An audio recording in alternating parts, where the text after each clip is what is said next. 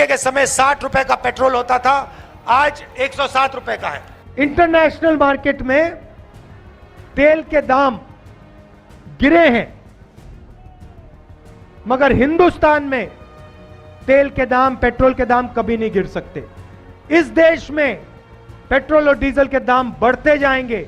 International market में जहां से हम खरीदते हैं वहां पे दाम घटते जा रहे हैं और हिंदुस्तान में दाम बढ़ते जा रहे हैं। फायदा किसको? उन्हीं 2-3 उद्योगपतियों को, अरबपतियों को।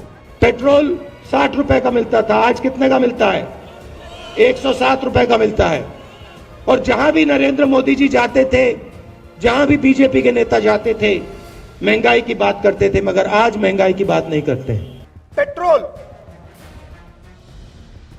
60 रुपए का था, आज 107 रुपए का है। हर रोज हमारी जेब में से पैसा निकलता है। राहुल जी, हम तपस्वी हैं, ये सारा का सारा पैसा उन 3-4 पूजा करने वाले लोगों के हवाले क्यों जा रहा है?